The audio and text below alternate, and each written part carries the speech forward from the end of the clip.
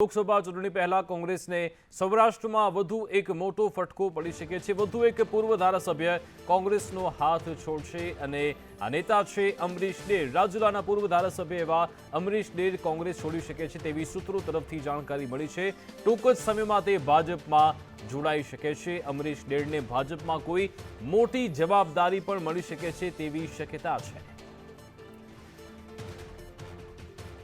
અમરીશ ડેર કે જે રાજુલાથી પૂર્વ ધારાસભ્ય રહી ચૂક્યા છે અને આ પહેલા તે ભાજપના કાર્યકર્તા પણ રહી ચૂક્યા છે। એક આંદોલન થકી તેમનો ચહેરો મોટો થયો હતો, જો કે હાલ તે કોંગ્રેસમાં છે અને તેમને પક્ષમાં આવકારવા માટે ભાજપના પ્રદેશ અધ્યક્ષ સી.આર. પાટીલ જાહેર મંચ પરથી બે વાર કહી ચૂક્યા છે કે મેં તો તમારા માટે બસમાં રૂમાલ રાખી મૂક્યો છે, જો કે તમે ચૂકી જાઓ છો। જો કે હવે એવું લાગી રહ્યું છે કારણ કે અમરીશ ડેરનો સમય આવી ચૂક્યો છે।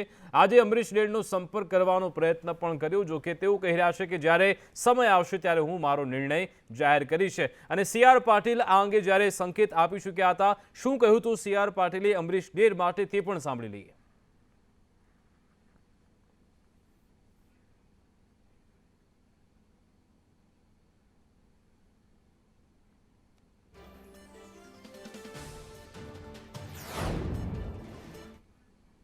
જેના માટે મેં બસ પર રૂમાલ મૂકી રાખેલો હતો, પણ બસ ચૂકી ગયા વર્ષે અમરીશભાઈ ડેર, શ્રી રઘુભાઈ હુંબલ મારો મિત્ર છે, હું એને લાવવાનો જ છું હાથ પકડીને। જો અમરીશ કેટલા લોકો તારીફ પાડે છે। જેના માટે મેં બસ પર રૂમાલ મૂકી રાખેલો હતો, પણ બસ ચૂકી ગયા વર્ષે અમરીશભાઈ ડેર, શ્રી રઘુભાઈ હુંબલ મારો મિત્ર છે, હું એને લાવવાનો જ છું હાથ પકડીને। જો અમરીશ કેટલા લોકો તારીફ પાડે છે। આ તરફ મહેસાણા લોકસભા બેઠક પરથી નીતિન પટેલે પોતાનું નામ પાછું ખેંચ્યું છે અને પોતાનું નામ પાછું ખેંચ્યા બાદ તેમણે પ્રતિક્રિયા પણ આપી છે। નીતિન પટેલે તેમના સમર્થકો દ્વારા સેન્સ પ્રક્રિયામાં તેમનું નામ આપવામાં આવ્યું હતું, જો કે હવે જે સામે આવ્યું છે નિવેદન, તેમનું એવું કહેવું છે કે આ 11 બેઠકો બાકી છે તેમાં મહેસાણા બેઠક બાકી નહોતી રાખવી જોઈતી, કારણ કે મહેસાણા એ ભાજપનો ગઢ ગણાય છે। મારા મતે અયોગ્ય છે આ બાબત। ગઈકાલે મહેસાણા સીટ જાહેર ન થઈ એટલે મને રાત્રે મનમાં એમ થયું કે આટલા બધા ઉમેદવારો છે, પાર્લામેન્ટરી બોર્ડ ગુજરાત પ્રદેશમાંથી પણ જે તે નામો પસંદ કરીને ત્યાં મોકલવામાં આવ્યા છે, છતાં પણ હજુ મહેસાણામાં ઉમેદવાર નક્કી નથી થયા। એટલે આ બધી વિટંબણાથી મારી જાતને દૂર કરવા માટે મને એમ થયું કે મારે મારું નામ આમાંથી પાછું ખેંચવું જોઈએ। એટલે મેં ગઈકાલે નિર્ણય કરી અને મારું નામ પરત ખેંચવા માટે, દાવેદારી પાછી ખેંચવા માટે તૈયારી કરી અને આજે બપોરે સોશિયલ મીડિયાના માધ્યમો મારફતે એની જાણકારી આપ સૌને આપી છે। મહેસાણાની સીટ બાકી રહે એ પણ મારી દૃષ્ટિએ યોગ્ય ન કહેવાય, કારણ કે મહેસાણા એ ભાજપનો ગઢ છે। લોકસભા ચૂંટણી માટે મથામણ ચાલી રહી છે, કોણ કઈ બેઠકથી લડશે તેવામાં પ્રિયંકા ગાંધી દમણ દીવ બેઠકથી ચૂંટણી લડે તેવી શક્યતા છે। તે માટે હવે તૈયારી પણ થઈ ગઈ છે, સર્વેની શરૂઆત થઈ ચૂકી છે। કોંગ્રેસ હાઈકમાન્ડે દમણ દીવ બેઠક પર સર્વેના આદેશ આપ્યા છે। ભાજપે દમણ દીવ બેઠક પરથી લાલુ પટેલને ટિકિટ આપી છે અને હવે દમણ દીવ કોંગ્રેસ પ્રદેશ પ્રમુખ કેતન પટેલે કહ્યું કે હાઈકમાન્ડથી નિર્ણય આવ્યો છે કે આ અંગે તમે સર્વે કરાવો અને સર્વેની શરૂઆત પણ થઈ ચૂકી છે। તેવામાં શક્યતા એવી છે પ્રિયંકા ગાંધી દમણ દીવ બેઠક પરથી લોકસભા ચૂંટણી લડી શકે છે। પ્રિયંકા ગાંધીજી સંભવિત ઉમેદવાર દમણ દીવ કેન્દ્ર શાસિત પ્રદેશથી આવી રહ્યા છે અને દમણ દીવ તરફથી અમે આ પ્રસ્તાવનું સ્વાગત કરીએ છીએ। હાઈકમાન્ડથી થોડી જવાબદારી આપી છે ડેટા કલેક્ટ કરવાની, અમે ડેટા બી કલેક્ટ કરી રહ્યા છે અને ટૂંક સમયમાં અમે વધુ વિગત। આ તરફ રાહુલ ગાંધીની ભારત જોડો ન્યાય યાત્રાની ગુજરાતમાં રૂપરેખા તૈયાર થઈ ચૂકી છે। 7 માર્ચે ભારત જોડો ન્યાય યાત્રા બપોરે 3 વાગે જાલોદ આવી પહોંચશે અને જાલોદમાં 4 વાગે રાહુલ ગાંધીની ગુજરાતમાં પ્રથમ જાહેર સભા પણ યોજાવાની છે। રાજસ્થાનના બાંસવાડાથી જાલોદમાં આ યાત્રા પ્રવેશ કરશે અને 8 માર્ચે સવારે 8 વાગ્યાથી દાહોદ બસ સ્ટેશનથી પદયાત્રા પણ નીકાળશે રાહુલ ગાંધી। ત્યારબાદ પાવાગઢ મંદિરમાં દર્શન કરી શકે છે રાહુલ ગાંધી।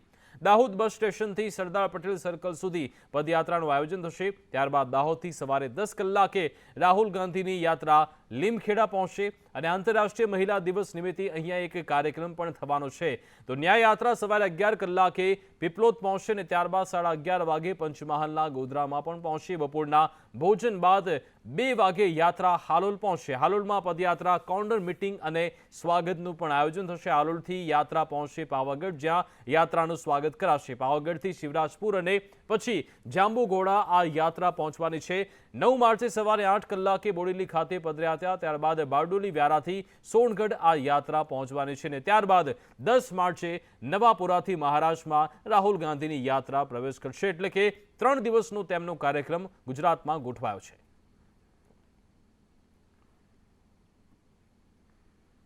તો ભરૂચ લોકસભા બેઠકને લઈ મોટા સમાચાર મળી રહ્યા છે। અહીંયા ત્રીજો મોરચો આવે તેવી પણ સંભાવના અત્યારે થઈ રહી છે। છોટુ વસાવા અગત્યની ભૂમિકા તેમાં ભજવી શકે છે। છોટુભાઈ વસાવા જો ઊભા રહે તો મોટા ઉલટફેરની પણ સંભાવના। છોટુભાઈના પુત્ર મહેશ વસાવા ટૂંક જ સમયમાં ભાજપમાં જોડાવાના છે। તેવામાં હવે ત્રીજો મોરચો કોઈ સામે આવે છોટુ વસાવા તરીકે તેવું પણ લાગી રહ્યું છે। હું તો આખા દેશને જાગૃત કરીશ, જેટલું બને એટલું લડશું। અમે નવી પાર્ટી બી લોન્ચ કરી લઈશું, આખું સંગઠન બી નવું બનાવી દઈશું। ભરૂચ બેઠક પર લડવાના છો? કોણ? આપ? બિલકુલ અમે લડાવશું। એ સમય આવે એટલે તરત જોઈ લેવાનું તમારે શું થવાનું છે। તો છોટુ વસાવાએ કહ્યું કે મહેશ વસાવા ના સમજ છે, મહેશને મિસગાઈડ કરાયો છે। મહેશ ભાજપ જાય કે પછી બીજી કોઈ પાર્ટીમાં, પરંતુ અમે તેનો વિરોધ કરીશું। કોઈ લાલચના કારણે ભાજપ કે બીજી પાર્ટીમાં જાય છે મહેશ, તેવું પણ આજે છોટુ વસાવાએ કહ્યું હતું। આવનાર લોકસભા ચૂંટણી આપ કઈ રીતે જોઈ રહ્યા એ લોકો તમારી પાસે આવે તો પૂછી લેવાનું શા માટે ગયા, કઈ લાલચ હશે, અમને ચાટી ખાવાનું હશે। એ સમાજ ગમતો નહીં હોય, એનો પસીનો ગંદાતો, એના ઘર સારા નહીં લાગતા હોય, એટલા માટે જાય ને।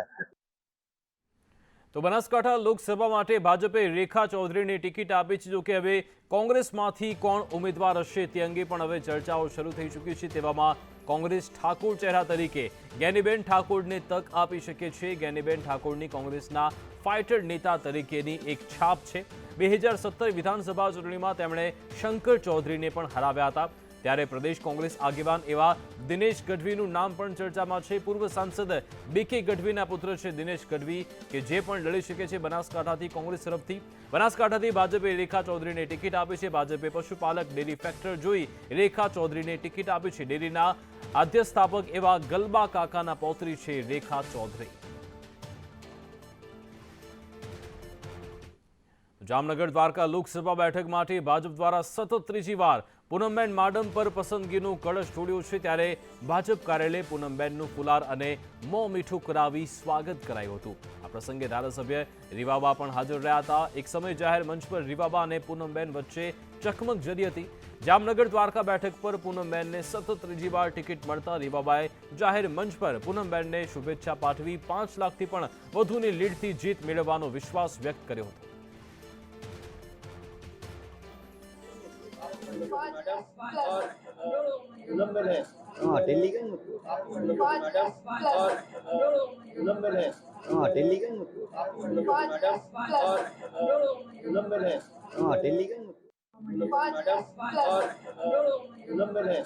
આદરણીય પ્રધાનમંત્રી શ્રી મોદી સાહેબનો હૃદયપૂર્વક ખૂબ ખૂબ આભાર માનું છું કે એમના નેતૃત્વમાં સતત ચોથી વખત અને લોકસભા માટે ત્રીજી વખત મને ઉમેદવાર તરીકે પાર્ટીએ યોગ્ય માની છે અને આ જવાબદારી મારી ઉપર પુનઃ પાર્ટીએ જ્યારે મૂકી હોય ત્યારે આદરણીય નડ્ડાજી, આદરણીય શ્રી સી આર પાટીલ સાહેબ, આદરણીય શ્રી અમિતભાઈ શાહ સાહેબ, આદરણીય શ્રી ભૂપેન્દ્રભાઈ પટેલ સાહેબ, આ તમામ પાર્ટીનું જે વરિષ્ઠ નેતૃત્વ છે એમનો પણ આ તકે હું ખૂબ ખૂબ આભાર માનું છું। મોદી સાહેબને પુનઃ સતત ત્રીજી વખત આ દેશના વડાપ્રધાન તરીકે જ્યારે બિરાજિત કરવાના હોય ત્યારે તમામ કાર્યકર્તાઓમાં એક ઉત્સાહ હોય અને એ ઉત્સાહની પ્રતીતિ આપણે સૌને અહીં જોવા મળી રહી છે।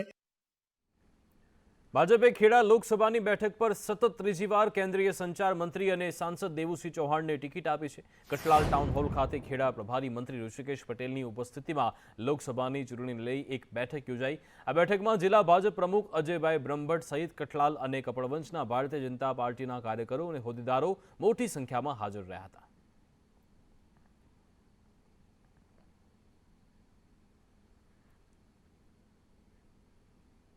સમાચારમાં આગળ વાત કરીએ તો આખા ગુજરાતમાં કમોસમી વરસાદના કારણે ખેડૂતો પરેશાન થયા છે। ખેડૂતોને ભારે નુકસાની વેઠવાનો વારો આવ્યો છે। માવઠાના કારણે ખેડા જિલ્લામાં ઘઉં, રાઈ અને તમાકુના પાકમાં ભારે નુકસાન થયું છે।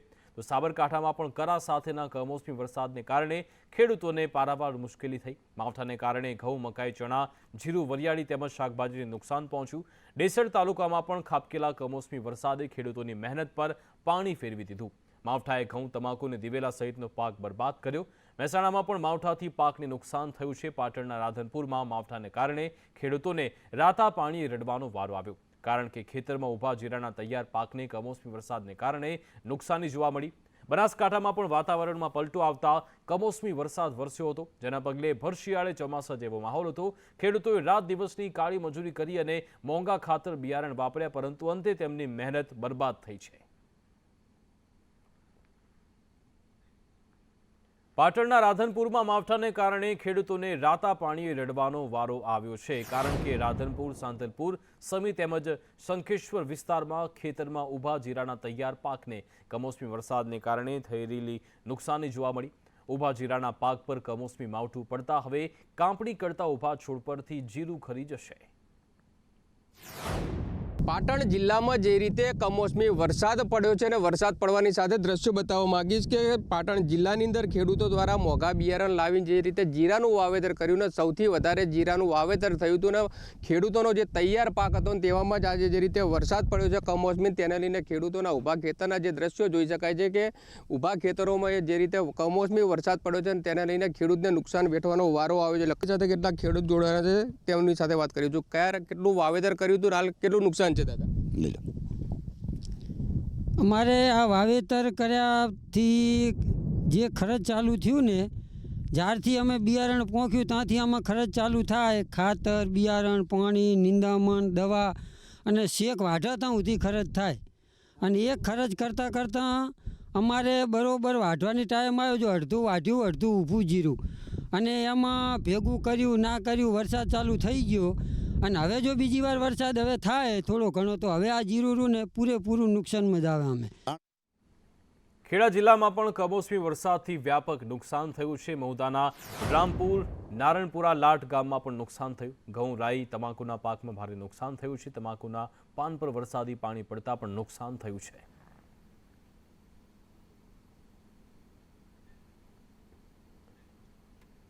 ખેરાલુના સાગથળા ગામે સંદેશ ન્યૂઝની ટીમ પહોંચી, જ્યાં માવઠાના કારણે ઘઉં, વરિયાળીના પાકને નુકસાન થયું છે। ખેડૂતોએ સંદેશ ન્યૂઝ સમક્ષ આપવીતી જણાવી હતી।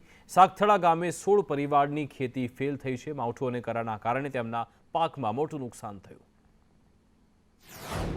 આ 70 વર્ષની ઉંમરની અંદર આવો વરસાદ, આવા કરા કોઈ પણ જગ્યાએ મેં જોયેલા નહીં, અને વધારે અમારી પાસે ઘાસચારો કમાવા માટે જે વસ્તુ તે બધું મટી ગઈ છે। ગઈકાલે જે વાવાઝોડું આવ્યું, પવન કરા સાથે વરસાદ પડ્યો, એમાં અમારા સાગથળા ગામનું સંપૂર્ણ પાક નિષ્ફળ ગયેલો છે। કેટલાય સમયથી આ જમીન વાવીએ છીએ અને પહેલીવાર આ બધું આવું જોવા મળ્યું છે અમને કે રાજ્યમાં માવઠાને લઈ કોંગ્રેસ નેતા પાલ આંબેલાએ નિવેદન આપતા કહ્યું કે જીરું, ઘઉં, ચણા, વરિયાળીના પાકને વધારે નુકસાન થયું છે। નુકસાનીનો સર્વે કરી ખેડૂતોને વળતર ચૂકવવાની માંગ પાલ આંબેલાએ કરી। 1.5 ઇંચથી લઈ અને 1-1.5 ઇંચ સુધી ગુજરાતના અલગ અલગ ભાગોમાં વરસાદ પડ્યો છે। આ કમોસમી વરસાદના કારણે ઘઉંને, જીરાને, ચણાને, રાયડાને, વરિયાળીનો અને ખાસ બાગાયતી પાકની અંદર કેરીને બહુ મોટું નુકસાન થયું છે, અકલ્પનીય નુકસાન થયું છે। એમાં સૌથી વધારે નુકસાન છે એ જીરું અને કેરીના પાકને નુકસાન થયું છે। પણ આ વર્ષનું તમે જોવો સરેરાશ તો લગભગ 6 વખત કમોસમી વરસાદ થયો। એ ખરીફ સિઝન હોય, એ શિયાળુ પાક હોય, ઉનાળુ પાક હોય, 6 વખત કમોસમી વરસાદમાં દરેક વખતે સરકારે વાયદો કર્યો કે અમે સર્વે કરાવશું, સર્વે કરાવ્યું છે, પણ સામે વળતર 0% છે. 1 રૂપિયો વળતર આપવામાં નથી આવ્યું. આ વખતે સરકાર એવો મોદી સાહેબની ગેરંટીઓ અને વાયદાઓની જેમ સરકાર વાયદો કરી અને કંઈ ન આપે એવું ન બને એવું જાહેર માધ્યમોના માધ્યમથી મારી માગણી છે કે ખેડૂતોને ખરેખર નુકસાન થયું છે એની સામે એમને વળતર આપવામાં આવે. ગઈકાલે રાજ્યમાં કમોસમી વરસાદ રૂપી આફત વરસી. ડેસર તાલુકામાં ખાબકેલા કમોસમી વરસાદે ખેડૂતોની મહેનત પર પાણી ફેરવી દીધું. ખેડૂતોએ રાત દિવસની કાળી મજૂરી કરી અને મોંઘા ખાતર બિયારણ વાપર્યા બાદ ઉગાડેલો પાક કમોસમી વરસાદે બરબાદ કરી નાખ્યો. ડેસર તાલુકાના અનેક એવા વિસ્તારો છે જ્યાં પાકને નુકસાન થયું. મોડી રાત્રે વરસાદ ખૂબ જોરથી થયેલ છે, તેમાં ભારે નુકસાન થયેલ છે. હવે અમારે તો શું કરવાનું? 8 મહિનાની મહેનત અમારી પાણીમાં ધોવાઈ ગઈ છે. તમાકુ, દિવેલા, ઘઉં ભયંકર નુકસાન પડ્યું છે અને એ નુકસાનના કારણે ખેડૂતો અત્યારે ખેતરમાં જઈ માથે હાથ દઈને રોવે છે અને કહે છે હું પણ એક ખેડૂત છું, મારે દિવેલા છે, તમાકુ છે, કાફી નુકસાન થયું છે. તો એ બદલ અમે સરકારશ્રીને જણાવવા માગીએ છીએ તો એ બદલ અમને થોડું ઘણું વળતર આપે તો અમારે સહાય મળે. આ બધાના ઘઉં, દિવેલા, કપાસ, તમાકુમાં બહુ નુકસાન છે અને કપાસ તુવેરમાં તો ખરે ઘઉંમાં તો અતિશય નુકસાન છે કે ઘઉં તો બધા નીચે પડી ગયા, તમાકુ ચોંટી ગઈ છે, જમીનદોસ્ત થઈ ગઈ છે, દિવેલા કાળા પડી ગયા છે જે કપાઈને તૈયાર થઈ ગયા છે. અંબાણી અને રાધિકા મર્ચન્ટનું પ્રી વેડિંગ ફંક્શન જામનગરમાં ચાલી રહ્યું છે. ફંક્શનના બીજા દિવસે ગરબાની ધૂમ મચી હતી. રાત્રે યોજાયેલી થીમમાં સેલિબ્રિટીઝે આકર્ષણ જમાવ્યું. બિલ ગેટ્સ, માર્ક ઝકરબર્ગ સહિત વિદેશી મહેમાનો પણ ભારતીય પોશાકમાં જોવા મળ્યા હતા. સ્મૃતિ ઈરાની, રણબીર કપૂર, દીપિકા પાદુકોણ, રાની મુખર્જી, કેટરીના કૈફ, વરુણ ધવન, વિકી કૌશલ, જાહ્નવી કપૂર સહિતની હસ્તીઓએ આ કાર્યક્રમમાં 4 ચાંદ લગાવ્યા. મહેન્દ્રસિંહ ધોની, સિદ્ધાર્થ મલ્હોત્રા, ટાઈગર શ્રોફ સહિતના કલાકારો પણ અંબાણી પરિવાર સાથે ગરબે ઘૂમતા નજરે પડ્યા. જ્યારે કે શાહરૂખ ખાન, સલમાન ખાન અને આમિર ખાનની ત્રિપુટીએ સ્ટેજ પર ડાન્સ કરી સૌને મંત્રમુગ્ધ કર્યા હતા. અને અંબાણી અને રાધિકાના પ્રી વેડિંગ સેરેમનીના કાર્યક્રમ યોજાઈ રહ્યા છે ત્યારે ડોનાલ્ડ ટ્રમ્પની પુત્રી ઇવાન્કા ટ્રમ્પ પણ ગરબે ઘૂમી હતી. ઇવાન્કા ટ્રમ્પ અને તેની જે પુત્રી છે તે જામનગરના રંગે રંગાઈ ગઈ અને ગરબે ઘૂમતી જોવા મળી હતી. પરફોર્મન્સ પહેલાં તે પ્રેક્ટિસ કરતી પણ કેમેરામાં કેદ થઈ હતી.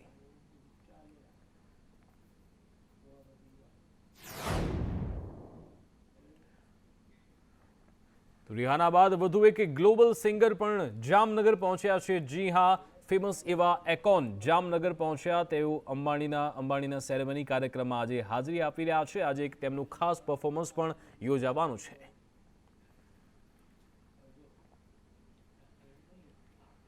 આ તરફ વેરાવળમાં એક લગ્ન પ્રસંગે દાંડિયા રાસમાં ગાયક કલાકારો પર ડોલરનો વરસાદ થયો હતો. આહિર સમાજના પરિવારને ત્યાં લગ્ન પ્રસંગનું આયોજન હતું જ્યાં દાંડિયા રાસ હતા ત્યારે ગાયક કલાકારો પર ડોલર ઉડાડતા હોય તેવો એક યુવકનો વિડીયો વાયરલ થયો છે.